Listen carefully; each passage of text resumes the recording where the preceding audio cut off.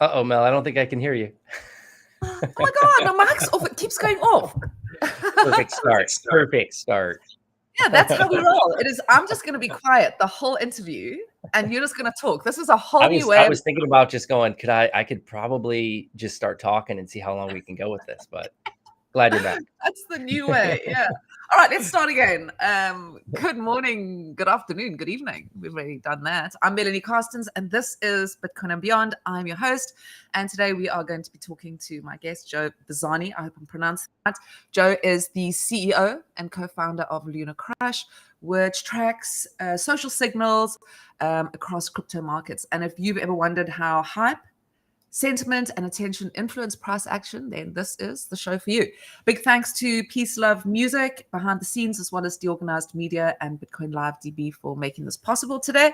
And if you enjoy the show, please consider supporting independent Bitcoin media with your Xverse or Leather wallet to mel.btc. Otherwise, you can head over to my Twitter profile or X. There's a link in my bio, and that'll have more information for you. Yeah, so welcome, Joe. It's so good to have you. Thank you for joining me, and thank you for the dress code. Absolutely. When I got your text this morning at 4 a.m., I was like, oh, definitely have to wear the blue. Did you rush out and buy a blue shirt, especially? Yeah, I watched Free Guy last night, the blue shirt guy. I did the whole thing preparing just for you. Oh, that's so funny. All right. Oh, I seem very blurry today. Am I blurry? I changed my location. You're coming through. Okay, well. Okay, let's kick it off. So I said to you before we went live that this is kind of not a traditional crypto interview. It's not very technical. I really want to get to know the Joe behind the crypto. So I want to start off with what was Little Joe like? Where did it all start? Little Joe? Yeah. No, I mean, gosh, I'm turning 40 next month. So happy birthday for the big 40. Yeah, mid 80s kid, early 90s kid. I guess it starts to get a little interesting on the current path that I'm on. We were a family that got a cable modem like decently early, I would say, in the cycle of internet, but I definitely like grew up on dial-up. It's fun to even talk to the kids nowadays about just like the sound like the dial-up makes, like everyone knows it. That has to come back at some point. That is going to be like, do you have from your AI or whatever it is? So yeah. Yeah, like when I connect to ChatGPT, it makes that noise first, just to like as a little nostalgia. And it was wired up as well. You like ran from your telephone line. Yeah. You needed a second line if you wanted to have a phone call at the same time, which not everyone had. And then like once we had while you were on the internet. Yeah, just busy. You wouldn't even get through. So it was like a lot of times people would miss phone calls because they didn't know maybe someone was connected to the internet. And those like I think we had it was like a 14.4 modem, and then it was like 28.8, 56K, and then it was boom, jump to cable, and then suddenly, like Napster and other things started to come out, and playing video games at a different speed.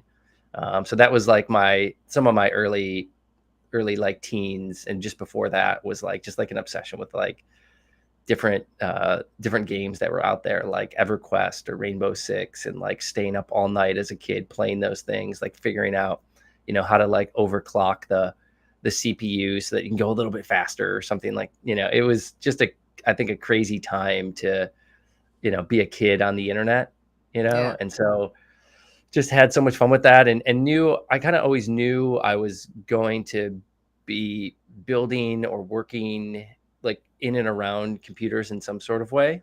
I had a father that was deep into the like finance sector and in mortgage banking and everything on that side. But also was still, I would say somewhat technical. He was always fixing the computer that I broke because I installed something that I shouldn't have installed on it. And so, we always had a good time with that. But yeah, I just, Norton antivirus. Does that still exist, or was that like? I think almost all of them are gone. They're like their worst spyware, like the worst spyware you could possibly have at this point. Like nothing on your computer at all. Oh, that's so funny. How legendary. So you were a gamer. That's how it all Yes, kicked off. Your passion absolutely. for. Yeah, there was like a 3-year period where there was like not a lot of sleep happening because I was just playing deep into the night on those games. And I was one of the first like admins on like it was like called like the OGN network, like online gaming network. I don't even know what happened to it, but just obsessed. We were on, the early days of like anonymous internet friends, where you were playing these games deep into the night and talking and you didn't know where anyone lived, or you tried to find people that were somewhat close to you so that you could have like a low latency, right? So that, when you were playing with each other, your latency, if someone was hosting the game, was very low. And so like those clans were always like a little bit better, at beating people. And so we had there's a couple of guys that I was in high school with that we used to play, and then go talk about it all day the next day and then be super tired in class. But it was fun times. Do you have any kids? I do. Yeah. Yeah, because I'm curious. There's like a lot of conversation today about like kids and online habits, and people say as well, like, this is my best. I was a gamer as well, and I'm not a serial killer. I like first person shooting things. Yeah. And I remember it was like, you can't let your child play with like guns online because they're going to turn into like a serial killer. Or today we've got people panicking about their children kind of spending too much time online and how to handle that. Do your kids game? And what is your feeling about that? They're too young right now, but it's such an interesting position to be in because you want to give them access to things. It's even AI now. It's like, at night, for fun, sometimes I could go and create different children's stories using AI, and right now my daughter's obsessed with like secret labs, so it's like there's only so many books out there about like chemistry labs, but I can come up with a different idea around a secret lab in any, and say make this 5 minutes, make this 4 minutes, make this 6 minutes, right? And so you can come up with, and you want to interact with that stuff. It's interesting to look back and say, do I think that part of my success today has to do with like my obsession with video games when I was a kid? Like, I think so, actually. Right. And so, but do I think that were unhealthy habits at some point? Like, yes, there was, right? Like when you're playing till 5 a.m. and you got to go to school the next day, it's probably not the best position to be in. Or I could take the position like, why wasn't I going deeper into it? Right. And what would it be like today if I was as hardcore as I was back then? Yeah. Right. Like, you can get paid to play video games now. Right. That wasn't really a thing back when we were young. When I was, this was like 90s, right? Like, there's no, like, you weren't making millions of dollars. So I don't know, but I will say, I think some of the danger online becomes with like the ease of use now and ease of getting to other people, right? There were only certain people on these games and they were kind of obsessed with these games. There are people that from the safety of their basement can get to your kids, right, across some of these gaming networks. You just want to educate your kids and educate them on knowing what to look for. I think I'm probably better equipped to teach them to what to look for. And so you just want to teach them what to look for early, right? Here's the language that you should probably be looking for. They can come out of anywhere, right? They're going to come out of your SOCOM game or whatever other game that you're playing now, or Snapchat. So I think there's education. I think that there is this kind of societal elephant in the room right now when it comes to social media and just like being chronically online, where it's like you want to find a nice balance of that, right? And we are interacting, and like we're working in cryptocurrencies and blockchain, and we are the proverbial chronically online generation that started early, that built all this stuff from scratch. And so we love it, but I think that I think that there are definitely some controls that you should put in place for kids around usage and making sure they're still getting outside and doing the things and being athletic. I've played sports my entire life along with playing video games. I'm working out 6 days a week, running, like you have to be doing those things too. And so it's just finding the balance and going hard into whatever you want to be good at, but also understanding that you do need to give your kids a little bit of a little bit of space to explore on their own, or they're going to at some point rebel against that and just do whatever you don't want them to do. So you have to kind of find that space. Yeah. Well, I mean, you with your kids now, myself as well, this is the generation that's kind of discovering how do we handle this generation that is perpetually online, and how do we sort of get them off at a thing. So yeah, so little Joe today might have to have a parent who pulled him away from being online. All right, so Yeah. So you kind of had an early passion for kind of, this technology kind of vibes, which obviously didn't exist back then. But you studied finance and then moved into this very, I'd say, what's it called? Like, not exactly traditional finance. So tell me about that and why you studied finance, why you made that choice. Was it because of your dad and his interest in it?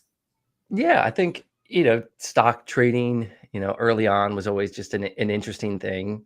Yeah. My friends and I just, once we kind of learned about that a little bit, and you saw stocks go up and down. I mean, we were in our, probably 14 or 15 when we first started kind of looking at those things and seeing the Wow. newspaper or whatever it was, or those early stock tickers on AOL or, AOL.com, and Yeah. connecting to it. It just, that was interesting. And, when I went to school, it always was like, oh, I'm going to do finance. Like I never really even thought about anything else. And it was probably because that was what my dad was into. Mm, And just, you kind of see those things and, it's like, oh, it seems like a pretty interesting. I worked at, his offices when I was a young kid, got into, creating interesting Excel spreadsheets as a kid and yeah. thought that was pretty cool. It kind of felt like you were playing a video game with like I was the just going to ability say, to enter all of these numbers and do these equations. And then you have these cool charts and graphs that were created from it that felt fun to me.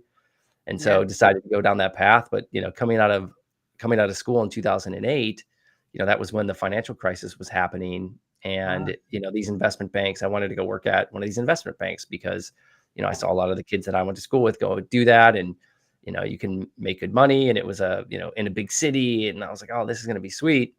And, sure enough, the world comes crumbling down right when I'm coming out of school, and I'm like scrambling to figure out what I wanted to do and where I was going to go get a job. Mm. Ended up finding a job, but at an advertising agency in the finance department, right? So I was Oh, like basically in the mailroom, in general ledger finance, doing accounting. But I had no idea. I didn't even know what the advertising agency did, right? I was just like, just take a job, like take anything. Like the world's falling apart. I didn't care. I was making 70% less than what I thought I was going to make, sure. coming Mm. out. And so, but I was happy and it was fun. And like the first or second week I was there, the agency that I worked for had won the Coors Light or Miller Coors had merged, and they won this huge account. And they had this like huge party, and like the Backstreet Boys were like in our office. Oh my Like, God. yeah. And I was like, what is this world? This is insane. Right. And So so you landed a very cushy I mean, that is like an interesting ad agency rather, I mean, I they would, were great. ah, Yeah, they were great. And so wow. but I had no idea what they were even doing. I was like, what is the creative process? Like, how do you make a commercial? Right. Yeah. And then like you start to learn about all this other part of the internet that, there's ads everywhere, and how do they create these things and banners, and, how to, at the time, like flash videos and creating websites. And, this was before even like digital transformation was happening. They were partially like a print company, that merged with an old company. So I was like, oh my gosh. So I was exposed to that, but really learned to love the creative process, and, love people were dressed. I was wearing like a suit to work every day. And finally my boss came in and she's like, you don't need to dress up like this every day. I was like, well, this is all I have in my closet, because I was prepared to go to New York City and work. So I don't have anything else to wear to work. And so I started to like dress cooler, or what I thought was cooler, and looking around, and like suddenly everyone had all these glasses on, and they're like, just sitting in a meeting. And I'm like, everyone's just thinking in this meeting. No one's actually, we're all just thinking and just like throwing out ideas of what potentially to do. So that was like a fun thing for me as a, 21 or 22-year-old kid to come out and see in a really bad environment with like where the world was at. So, but that was Mm. always kind of the chip on my shoulder of, I wanted to work in finance in some sort of way, or I didn't know if I was going to go back to it, but just kind of found myself in different scenarios. But, once I found, Bitcoin, and, found cryptocurrencies, it kind of felt like this intersection of technology and finance that I always wanted to work in and always wanted to build in. And then I had this kind of, I guess, more eclectic background of, of career and knowledge that I had worked in that I could apply then to what I was doing. And so it just always felt like a perfect fit. But I'm really happy about the journey that I went on in order to, once I found Bitcoin and found this industry. Yeah, that's interesting. I love that what you just said now about sitting and thinking, because I've also got an ad agency background, and I've never thought of it like that. That like thinking is actually a doing word. Like you're still working when you're thinking.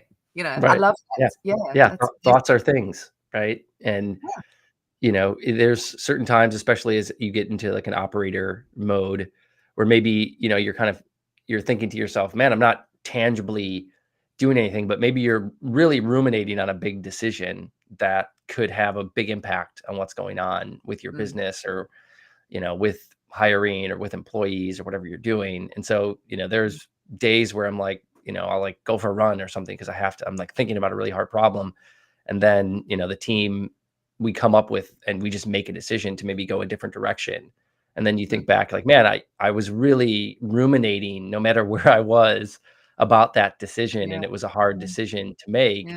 And you can't discount that as like not doing anything, right? You're Mm, just coming to terms with maybe where the business should go or where you should go personally, right? If you're thinking about maybe leaving a job or a career, trying to start your own business, right? You're going to be thinking a lot about that in what you yeah, would call like downtime. But I yeah, wouldn't, yeah, yeah, like I said, I wouldn't discount that to not doing any work. It's just different yeah, types of work. yeah, yeah.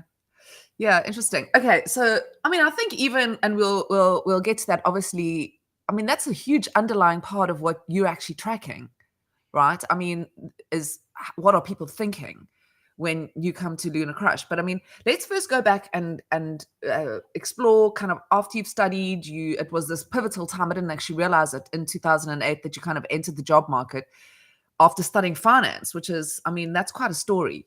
Um, and you went into advertising. How did you then come across, and was it Bitcoin first? Crypto? Yeah, I mean, there were many years in between the advertising agency and then ultimately, I mean, that was before even Bitcoin like existed. So there were I was gonna many, say, many you're years. not Satoshi Nakamoto, are you? It was like 2008, everything's fucked. I Yeah. hate finance, I'm gonna rebuild it. No? Yeah. But that You definitely it mapped with my thinking, right? Which is Yeah, I think why I've gotten I was so passionate about it was because it's like all technology. It's like Friendster was before Facebook, but everyone's kind of thinking about the same idea. Like I had a website back when, Facebook was around. It was just me and my friends making memes and videos in college and posting those. And looking back, I was like, oh, that was the exact same thing as like what Facebook turned into, right? yeah, And everyone's got those stories of just some stupid thing that they built, right? yeah, Obviously, that's why execution is everything. Ideas are free.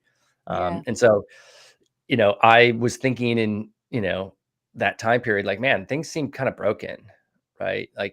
Uh, like Lehman Brothers goes down, Bear Stearns goes down, parts of those businesses remain, AIG, the insurance company ends up like having to pay out these things. The government's kind of picking winners and losers in a way based on balance sheets of who made like the worst decisions. And it wasn't kind of open free market that was taking over. We had a very similar thing happen recently with, Silicon Valley Bank and the government kind of backstopping a couple of these things, which, you know, for better or worse, like, was that the right move? Like, or do we want Mm, actual free markets to take over because then we can actually flush out the bad that's happening?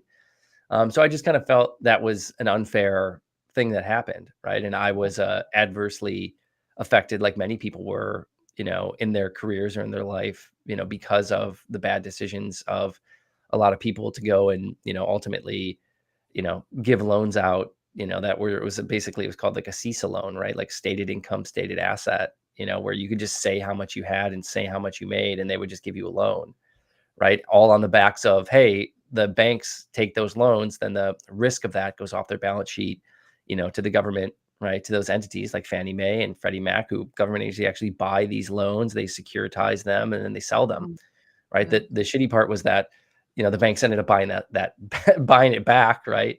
yeah. When that the whole point of that was to get the risk off the books. So these are just things that kind of came to me over the years that I was thinking through, and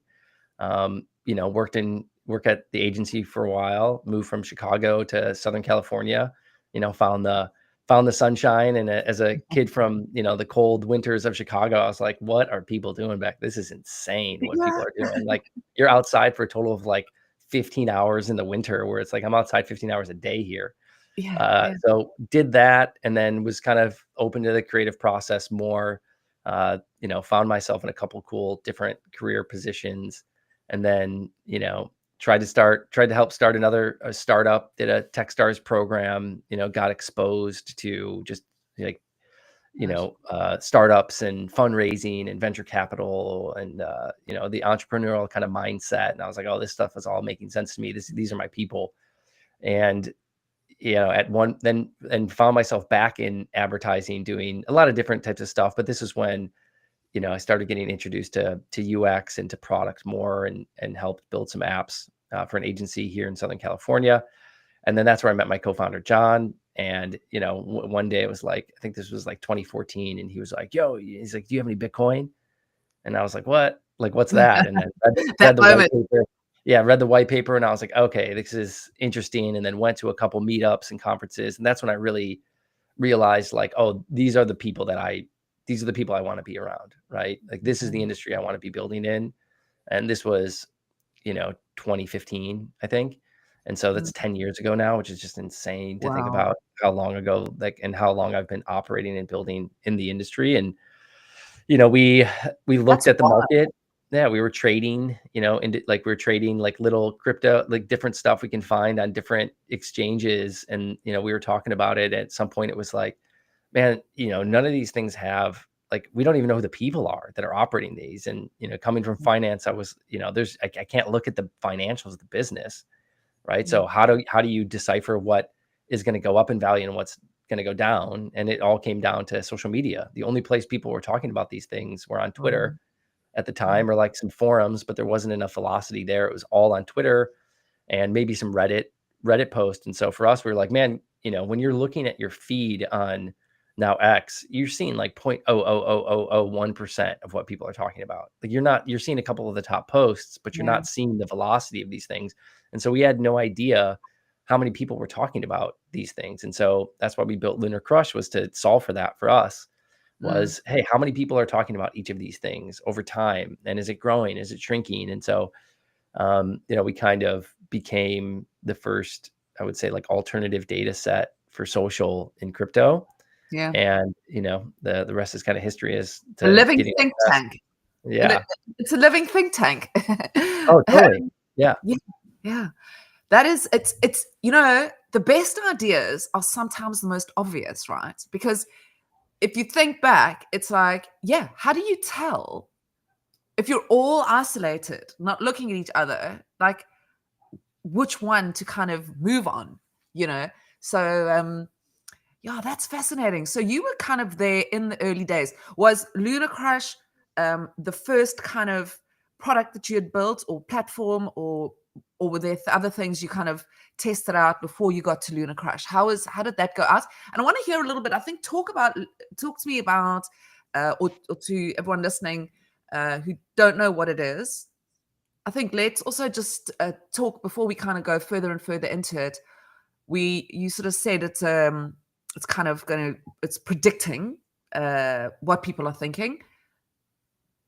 Yeah. So, I mean, LunarCrush, we aggregate social media data from X, TikTok, YouTube, Reddit, all the news sites out there. And what we're trying to do is understand what the narratives are, understand what the conversation is currently, right? And a lot of that's pointed at cryptocurrencies, it's pointed at stocks, and pointed at large brands, or brands that are out there. We're also looking for topics that are bubbling up, right? That you might not realize people are talking about. And so what we're trying to do is just give people a better, more transparent picture of what's happening out on social media. And what we found in the early days was that really applies to cryptocurrencies, right? And so understanding what that social narrative, and understanding what the vibe is out there, what people are talking about, is huge, right? It's huge, and it provides an asymmetric advantage if you're looking at that data and someone else isn't looking at that data when it comes to trading. Right. So Mm, that was really the thesis that was out there for us. And that's where a lot of people have found value in what we do. yeah. Right. And What over does the it years, work? we've kind of, go ahead. Sorry. how does it, I'm just thinking, like, I want to kind of understand, how does it actually work? Like, behind the scenes, like, what is it doing? Like, is it following kind of, is it looking for words? Is it looking for, are there prompts that are kind of driving it to, how does that work? It's all so everything online is kind of topic and keyword driven, right? And so you kind of, especially in the early days, you have to go and search for and kind of crawl the internet, like Google crawls the internet to understand, topics. So for us, mentions of Bitcoin, right? Or people mentioning, hashtag or cash tag Bitcoin or BTC, right? And then for different cryptocurrencies or stocks, there's always different ways people talk about these things, right? And so you actually have to go look at those communities Yeah. and you have to see how they speak about the cryptocurrency or speak about the brand that they're talking about so that you can capture the most accurate picture of what that community and audience looks like. And that kind of differentiated us at the beginning, like social sentiment and social data as a sentiment, like as a signal, has kind of always been around. A lot of these large hedge funds had some sort of variation of what we were doing. We were the ones that kind of brought it to retail in a more mainstream way. I mean, some of these things, they were probably spending millions of dollars a year to keep developers like up to date and pay for APIs and do all that just for the fact that they were trying to get some signal. We, Mm, did all of that and we were, charged $30 a month, right? For what these hedge funds are charging millions of dollars for. And so we're going and looking at that. It's changed a little bit with AI as you yeah. can actually get more granular with what people are saying, right? Like we used to like train our own machine learning library to look at sentiment. So like looking at, are you bullish? Are you bearish? But was that person being facetious? Were they joking? Yes. Right? Are That's what I they, wanted to is it ask you. rage bait? Right? Yes, that's what I wanted to ask you. How do you tell? And that's why I asked the question: is how do you? Because it must be difficult. I mean, it's not like an easy kind of. You think to yourself, okay, well, I can just search hashtag on my, you know, on my X. It's not that. It's a lot more intense, and it's how do you know? Okay, that is bad data, and this is good data. Like you say, because people can New, manipulate it, right, with what they yeah, say just tons of nuance, and right? shit There, talkers. there's patterns. There are certain patterns that I would say bots or spam, Yeah. was out there. Obviously it's going to get harder and harder, right? Going forward with AI and, how many of these accounts are actually automated out there, and some of them are claiming they're automated. Some, aren't claiming that they're automated, but they probably are automated. There's this big thing out there, now people are calling dead internet theory, right? Where they think in a certain amount of time, is social media going to be, 99% just bots out talking to each other, right? And are the humans like, what's the point of going on to social media when it's just a bunch of bots, Well, isn't right? that the next thought? Is like, what is the next thing? Because surely if it is, if X is just going to be putting out a bunch of bots, like you said, talking to each other and a bunch of AI, I'm even using AI to construct my already now. I mean, I'll put it together in a mishmash, and then I'll say, okay, put this together for me in a thread. So in a way, I'm Everyone's doing using that. it. Yeah, exactly. So we're Mhm. all kind of putting the same kind of language out at each other with this machine busy constructing it for us. So it's very interesting. What are your thoughts there? How are we? Is it do we need a new platform where real people are like, let's talk like, because that's what I said to my son the other day. Everything, all the movies look like AI. He keeps saying, "Oh, that's AI. This is AI," and it's going to get worse and worse. I said to him, "Yeah, soon, the messier your film, the more human the film, the more human your game that you're creating. It's going to be like vintage cool stuff."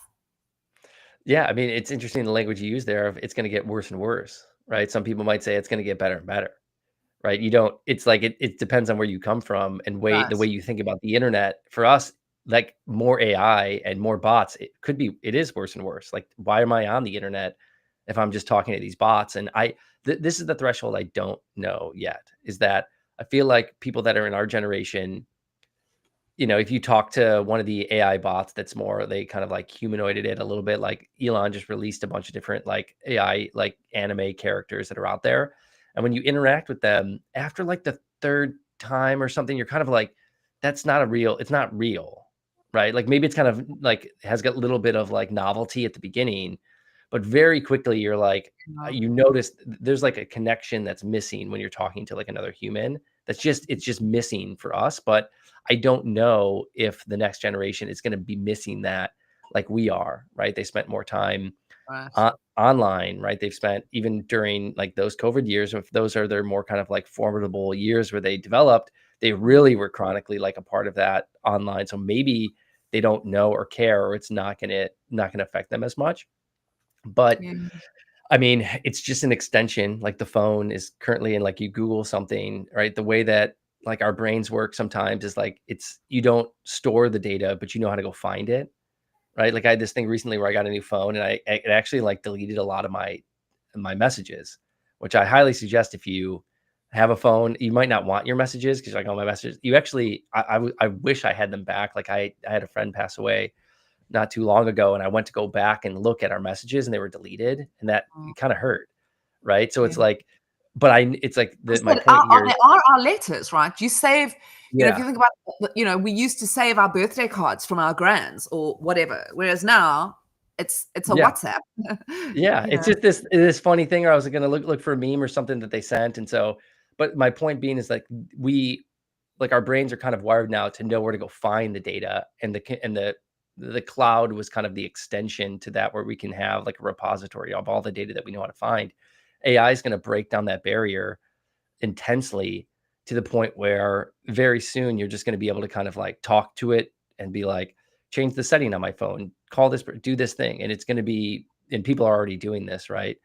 And Yeah. so I think that there's going to be this, the data exchange between you and the AI is going to be at such a high rate, that's just going to change the way that we all act and the way that we interact. And so, it could mean a bunch of things online, right? Like all the videos, like 2 years from now, a year from now, you're not going to know. It's going to seem 100% real. I think that you're still going to be able to pick up on things just because kind of the way humans move, and like the way they blink and the way you're going to know some of that stuff. But over time, that's going to go away, right? So I don't know what this means for the internet. I think people are going to want to be more analog on a lot of things. Like you're seeing like a lot of influencers or different podcasts. Like I saw Tim Ferriss is releasing like a game called Coyote, right? And you're seeing a lot of these people move more analog, and I think everyone is feeling that, right? Like that's just the first generation, like probably 45 to 50, 40 to 50. They're really feeling like I need to get offline, Yeah. right? I still obviously need to interact online because it's my business or my livelihood or I'm a creator or but they do have this wanting need to get offline. And so I think, I don't know what that means for the future, but I think you're going to see that change. But again, I don't know. The younger generation's different. Like I think that I read something where it said 60% of Gen Z thinks that they're like a content creator or a creator in some sort of way. I'm like, what does a creator even mean anymore? If I go make a couple of hamburgers, did I not create that? Right. I'm Yeah. not a creator, like, because I don't forcibly create video content on social media, or are we anyone that's on social media, aren't they a creator? You're just Yeah. you're just passive person on social media, I guess, if you're not considered this as like your full-time job. But we're all creators in our own way, and we're all living online, and social media has an impact on whether it's your business or that's what you do. And so everyone's going to have to figure out how to interact. Yeah, I love what you're saying. I love the idea that it's kind of like this could be a script that somebody wrote and just said, have two people talk through. I mean, that already, isn't there something already that exists like that, where you can put it's a voice thing, where you can type something up,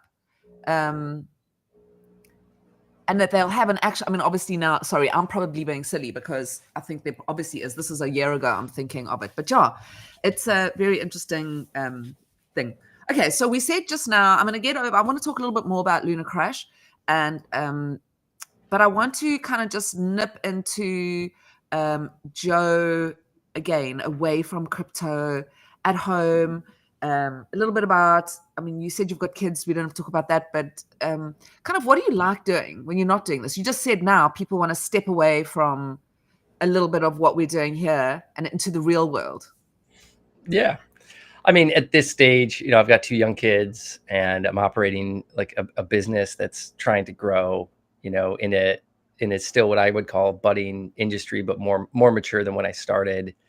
You've got family and friends. Like I tell any young founders that are getting started, if you want to be successful and you want to make a little imprint, whatever it is, on the world, like certain things are going to sacrifice, right? Like you can't be everything to everyone. You need to put yourself first sometimes, right? You need to put the business first sometimes. Then once you get a family, it's like that even takes more time. If you've got 2 kids in diapers and you're trying to operate a business, you're probably like not going out for drinks with friends. Like, right? You're just not, right? And if you are, something else in your life is sacrificing. Right. So for me, it's all about maximizing time, for the business, my family, and then obviously like staying fit, right? Like those are really the 3 things that I can do. And then, you fit friends in when you can. And that's just the way of the world. Like there's not too much you can do. But when I do get out, I love to surf. I love to golf. I love to just be outside. I go for long runs and hop in the ocean, and then come back, and it's like probably one of the best moments is when you have like a little bit of time to yourself and you're physically active, but then you're also I'm the very, I would say, stereotypical CEO. I've got my cold plunge, I've got a sauna, like I do all that stupid stuff. Really? Just, how could I not? And so those are the things that you need, those like just jolts in your life to get you back on track and thinking about stuff. But I mean, that's the stuff I do for fun, right? Like just little things to test myself physically, because all day I'm testing myself mentally. Yeah. And if I had to look at your ChatGPT chats, what's the vibe there? What do you I mean, it's like the old surfing the internet, right? Yeah. Yeah. So should I ask it right now? What is like summarize me? What is in my mind? Yeah, let's ask it. Let's ask it who Joe is when he's searching. What are his favorite things? Somebody mapped a conversation we had out recently. They actually asked it to like map what our similarities were, and it was very interesting. Crypto savvy entrepreneur at LunarCrush, deep into Bitcoin and AI, data-driven, action-oriented, sharp on finance and growth tactics, fitness focused, 38, I'm 39. Family guy, currently learning French and refining Spanish. I'm not doing that, but it's saying I am. Oh, you know what? That is what you probably get. This is so interesting. There's that whole thing about the algorithm.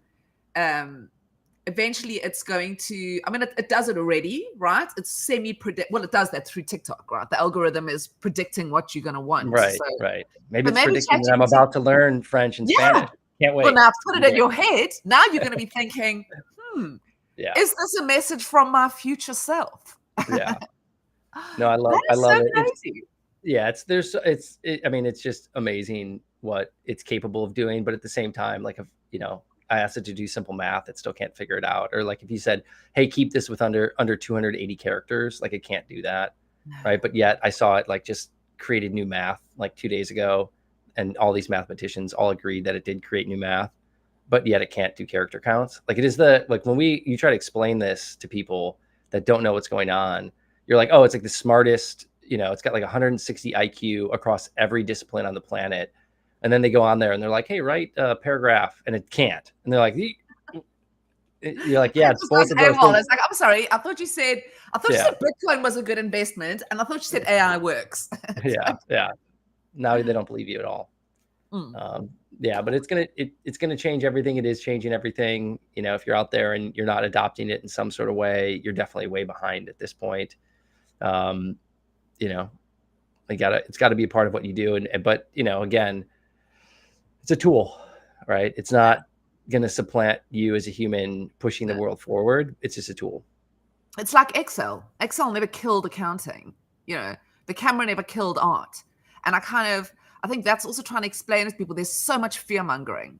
It's like AI in the next 2 years there's going to be robots, and we're all going to be taken over and controlled by AI and killed by it. And I'm like, that's a good one. I heard one the other day about robots, and this is one that's interesting that someone told me, where they're like, just like your Facebook page or your avatar online is like an extension of you out in the internet.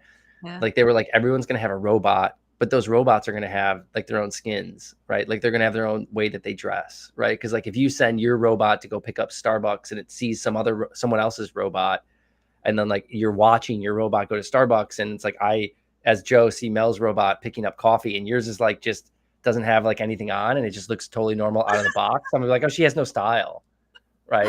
What would your skin be?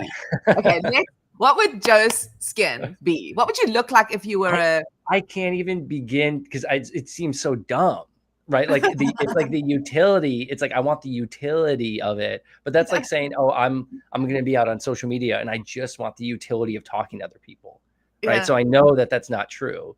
So Yeah. it's like I know that just the utility of picking up food or going grocery shopping or picking up a garden hose, right? Whatever it is, like if it can't come to me via Uber, my robot's going to go get it. Right. Or like maybe I'm going to rent a robot that's like already out in the open and that robot's going to take care of it. I don't know how it's going to materialize. It's just going to be there. But I don't know. Like, I know that it's going to happen. It's like, I just grew my hair out and I just like cut it. Like, is a robot can you put hair on it? Right. Like, and then is that going to be an extension of you? Yeah. I don't know. It's throwing out business ideas because first of all, we need the Uber of robots where it's like, because not everybody's going to be able to afford their own robot, and also the upkeep and blah, blah, blah. So a lot of people, that's a good business thing. Yeah. But I think, and also clothes, digital clothes. But I mean, because now we do it with our PFPs, right? Mm-hmm. Most people are not doxxed. Most people have a PFP. And I mean, I know, like my favorite thing is like, as I play Fortnite with my son, and, the minute some cool little bunny or cat so that's kind of what my robot would look like. Some sort of small animal, some furry small animal. Yeah. And I do not identify as a furry. I just want to put that out there. It's just my robot. I want it to look like I have a gun. I definitely want a gun or a katana on my robot. Right. Like, is your robot going to be able to carry around like a sword? Like, probably not, right? Or will it? I don't know. If it's all robots, maybe there's like a robot only area and like they can go interact, and like the video game's actually a real game where like the robots are fighting or something. Like, that's going to happen. It's like once it gets into a certain building, got a bigger sword than your robot. Yeah, you have like a small rabbit with like this, like you said, with the sword that's like piercing people. Yeah. It's going to happen though. Like all these, like, why wouldn't that happen? And why wouldn't all of these robots, as you're out in the open interacting with the world, you see these robots that, like, oh, there's Mel's robot over there. I saw your robot over at the park the other day, dressed as a rabbit, playing with other rabbits or something. Like, it's going to get weird. Wild. That is so wild. But I kind of love it. Hey, I mean, I'm busy reading Mustafa Suleyman's book, The Coming Wave. Don't know if you've read it. It's fantastic. He's the CEO. I know he changed between the two of them. CEO of Microsoft AI. And he's written a book called The Coming Wave. And it's really interesting. He talks a lot in there as well about centralization and decentralization. And, it's kind of interesting, this idea. I keep talking to myself about it. Like, is decentralization right? Is centralization right? I don't know. Anyway. With my robots, is my robot going to want to be centralized? Well, I mean, it comes down to the like latency and speed, and then autonomy. There's all these, I would say, use cases for both, right? Like, it's the same thing as with your Bitcoin. Do you want Coinbase to have like the key, or do you want the key on your own? Are you savvy enough to store that key in the right way? There's use cases, for both, right? Yeah, like exactly. It's like as the internet started to kind of change, some people didn't even know, like there's a lot of people that still click on like the top thing on Google because they're clicking on like the ad. I'm like, no, it's an ad. You don't need to click, but like you can't even explain, you can't start there. So if there's people still doing that and responding to like chain emails, right? Can you trust that person with a private key of a robot? And then if they lose it, like you said, now you just have this rabbit robot with a katana running around autonomously without a key. Then you got to go like take it down. Right? Other people's robots got to go take down your robot. How do you get if it goes rogue? But listen, when we ask AI now, who is Melanie Carstens, it's probably going to pop up that she is a rabbit, because now we're talking so much about me being a rabbit. Stop it. Yeah, we're training the AI to where it's like everywhere you go, it's going to have like the facial recognition and turning into a rabbit. Yeah.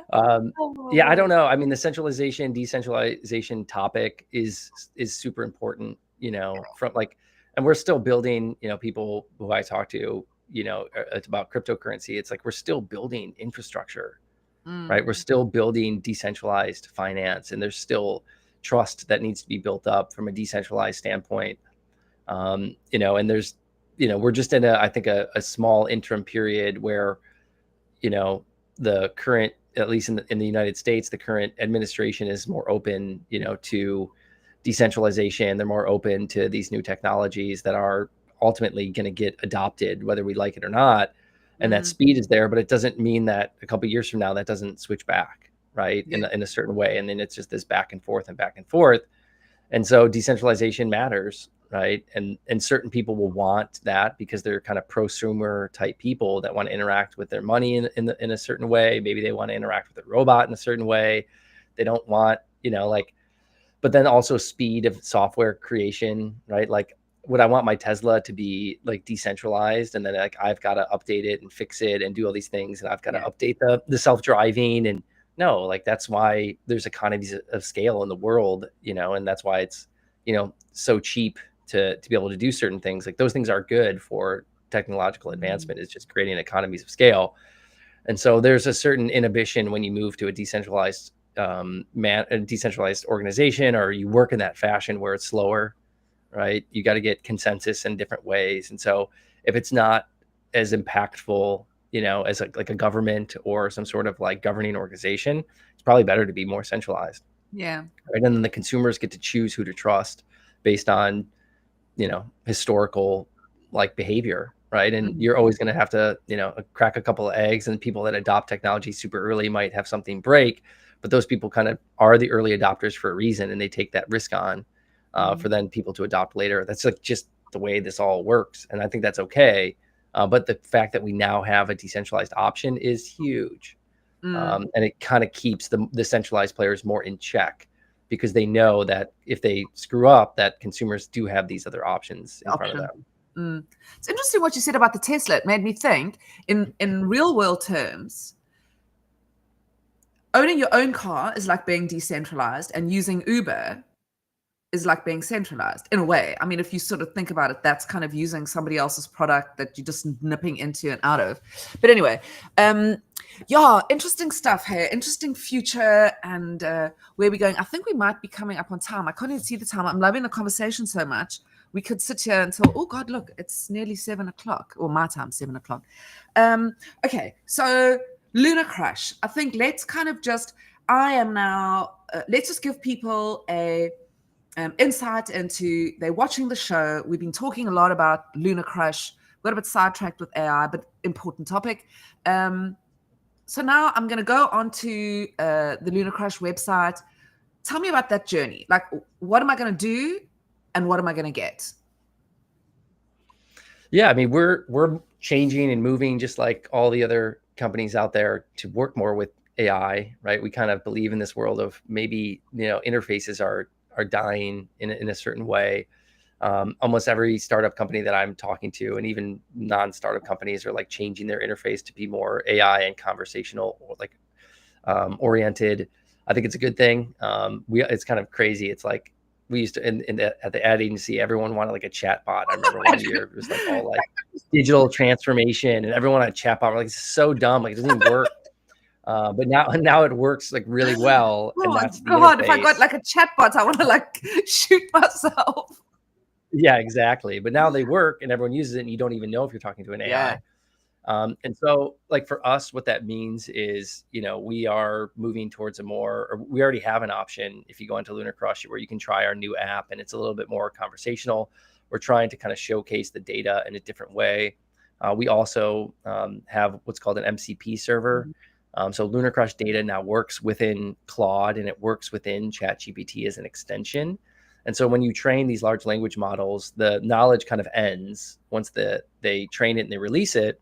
And that's why you're seeing all these kind of like connectors and extensions, because they're trying to kind of keep pumping in as much search as they can. And so LunarCrush actually fills that gap really, really well. So you can get real-time topical data into Claude, into ChatGPT.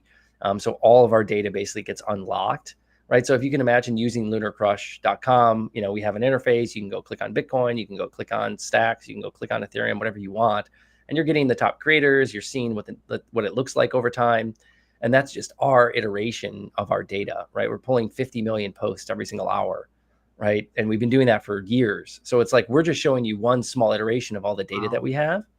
And so what AI actually does is unlocks all of that and creates way more optionality for people. So where they can ask a very unique question about our data, they can now get an answer. Where a couple of years ago, like that was not even possible. And so when you're thinking about your business and what you even do, like if you don't have data in a way, like what are you even doing? These LLMs are trying to eat. They're trying to eat everything, right? And so we're all racing to figure out how to not get eaten. Right. It's kind of like being a Shopify app and like knowing that Shopify could like always build what you have. And you're like, oh my God, like Toby, don't do it. And so you're just like, it's now like ChatGPT and Grok and Claude and these companies are now, what else are they going to do? And like, when are you not going to be needed? Right. Like if you have like a website that like, you just aggregate maybe other people's clothing and you're doing drop shipping or something like that, like you're dead. Right. Like I'll just go into ChatGPT and it's going to find maybe the original manufacturer of that and the lowest price point. And I'm going to be able to like, someone's going to have all the options and you're going to have the promo codes from everywhere on the internet applied to it instantaneously, has your credit card, has your shipping information. And it's like, hey, like it's got your latest like body scan or all of your sizes. And it knows if this stuff runs small or if it runs big, like it's just boom. And so for us, we're thinking in that world, we're trying to think how do we fit?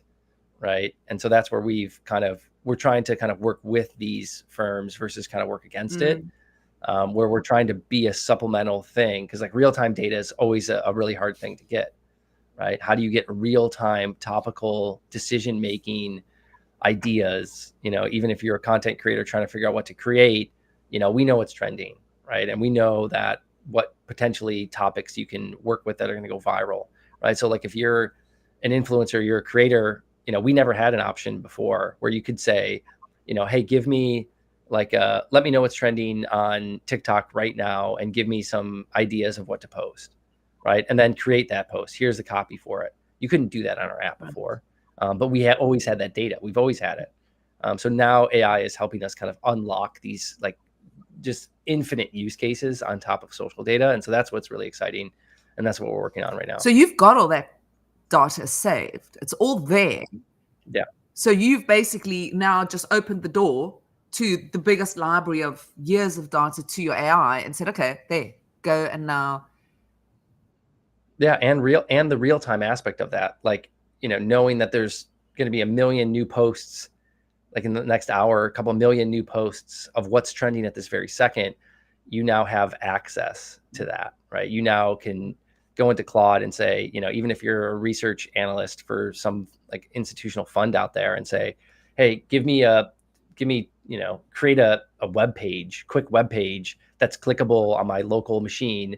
That's in the format of Airbnb's website, right? About like NVIDIA and Tesla. And like, you can get that, right? And now you have the data to create that. And so that's where it's just it's almost very hard to explain because it's like your brain can't even think about all the options of what you can do. And so how do we create we're trying to fill the gap for the data, but people, their brains are still thinking like, oh, I need this chart or I need this thing. They're not yet thinking, oh, I have this insane, smartest, almost basically AGI thing that now has access to this. What can I do with it?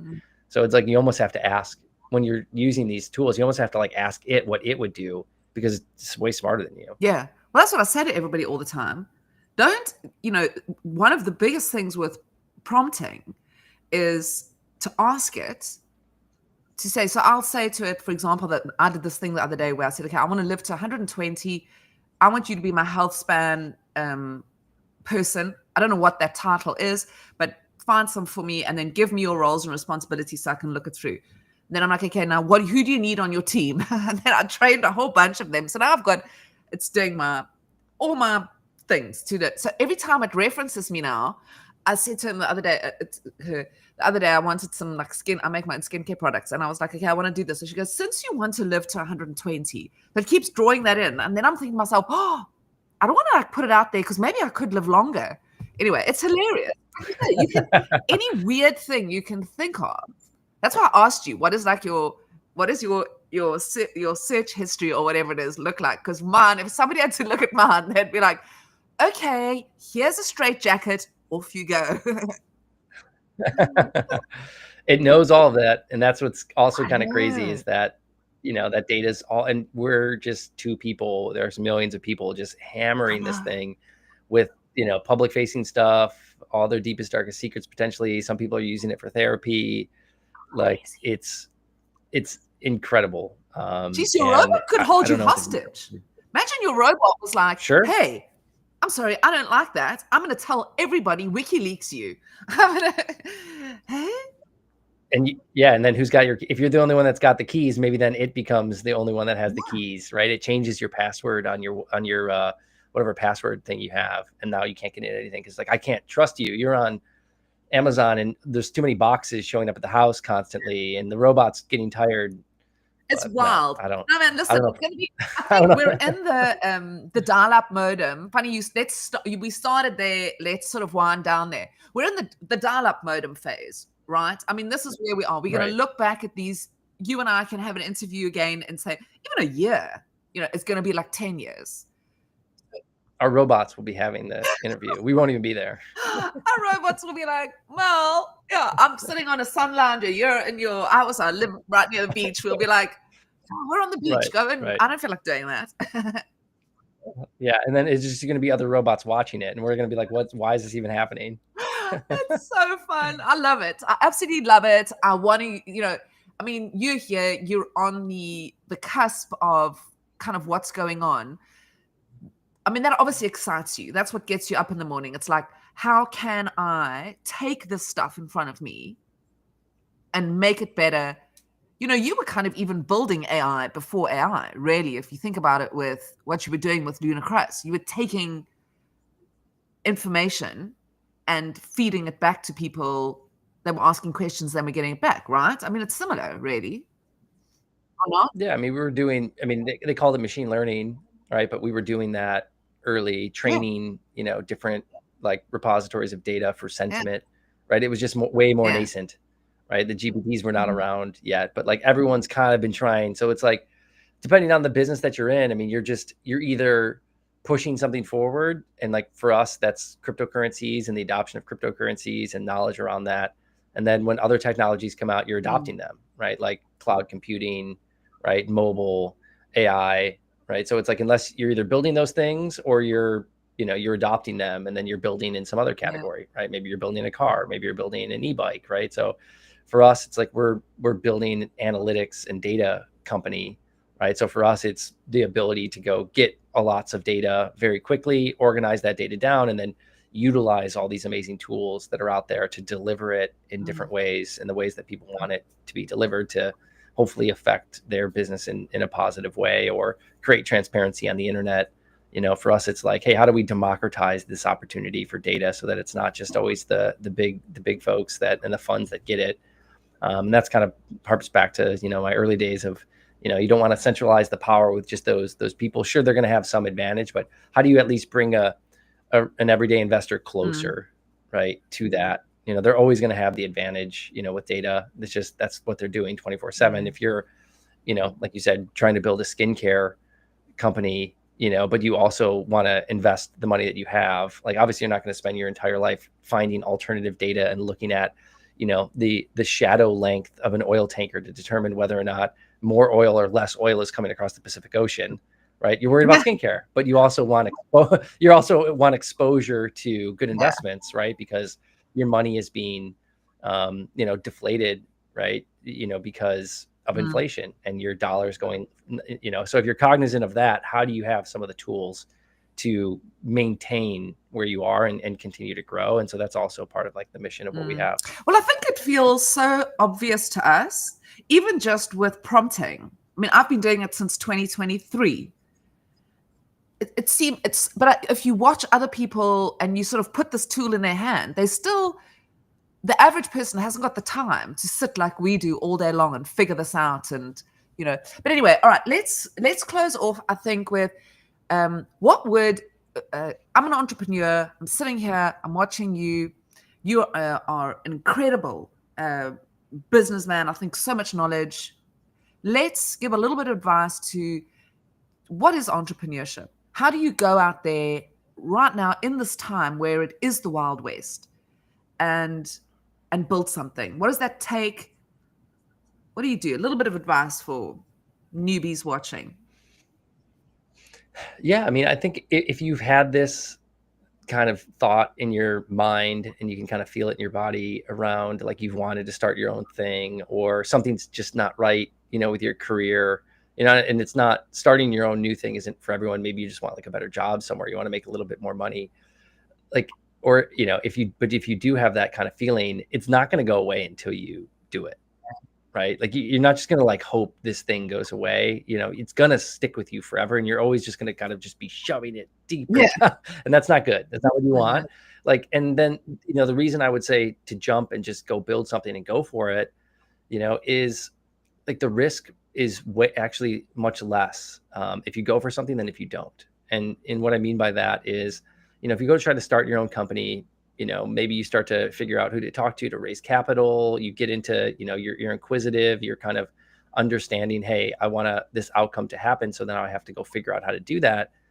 Even if you fail and you fail publicly and miserably, whatever you want to say in front of a lot of people, that's a good thing because it hardens who you are. But then also you've learned so much more in the year or two that you try to do your own thing than you would have learned in the business world. And then you can always go back to the business world and suddenly you're like, oh my gosh, like I know so much more. I'm getting a raise or I'm getting more money because of it. So it's like, there's just no risk. There's really no risk, right? In doing these things, keep yourself healthy, right? A lot of times, like actually also depending on the country that you're in, you might not have benefits, right? So people are always worried about that. That's one, I do harp on one thing on, it's like, I don't want socialized medicine, but at the same time, if everyone just had benefits, we'd have so many more entrepreneurs because people are worried like, oh, if I get injured, like I'm screwed. Right. And so that's a big thing. But anyway, I would say for an entrepreneur out there, you just have to go for it and don't worry about what your friends say. Don't worry about what your family says. Like you need to do this for you and you're not going to put yourself through the progression of self that you can if you don't do it and you don't jump. And so it doesn't matter really what you do. Everyone's like, oh, I want my passion. What's my passion? I'm not passionate about that.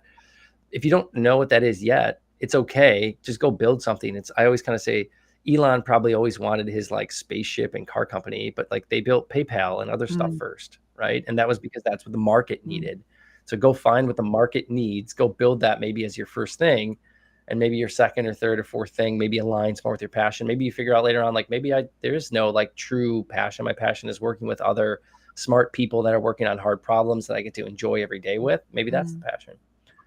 So yeah, it's an all around thing of just like being okay with jumping, like being okay with doing it, knowing that you've got the support of people around you. And then if you don't, go find the people that will support you and don't worry about the ones that don't. That's beautiful advice. Thank you very much. And also I think to add to that you probably are going to fail along the way with certain things. Nobody wakes up one day and says, I'm going to build PayPal and just goes out the door and builds PayPal.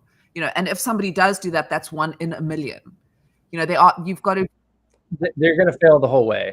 It's more like golf where it's like every shot, it's just, there are no good shots. There's only like less bad shots, right? Like that's literally like how like building a company is, right? You're going to have every day is the best and worst day of your life over and over and over again. You get the best email in the morning, then it gets crushed at night. You get the worst email or message in the morning, then you have something amazing happening at night. You just have to know how to roll with those punches and know that that's okay. And so that's why it does take maybe a certain like hyper optimistic personality type sometimes to do these things. Because no matter what information I get, I'm always like, sweet, how we can like fix that. Or this is an amazing opportunity. And everyone's like, dude, we just lost. Like, I'm like, no, now we get to do this. So sometimes it does take like a little, I don't know if you want to call it a screw loose or something, but it does take a little bit takes of that the crazy ones. mentality. Isn't that something, what did Steve Jobs say? Here's to the crazies or the misfits or whatever it is. Yeah. Amazing. I love that note to end on. I'm super grateful to have had you here. I loved this conversation. And I hope our robots can do it. And I hope our robots like each other. And I hope our robots are interesting. Oh, thank you so much for joining me today on Bitcoin Beyond. Yeah. I'm Melanie Carstens. I've been chatting to Joe from LunarCrush. I hope you've enjoyed the conversation as much as I have. And just a big thank you again to Peace Love and the Organized Media and Bitcoin Live DB for making this possible. And a note again, I'm sorry if it's boring, but if you enjoy independent Bitcoin media, head over to Xverse or Leather Wallet, get yourself one, and support at mel.btc or link in bio. And that's it. Thank you very much for joining. I hope you have a beautiful rest of your day. Over and out. Bye. Bye. Bye-bye.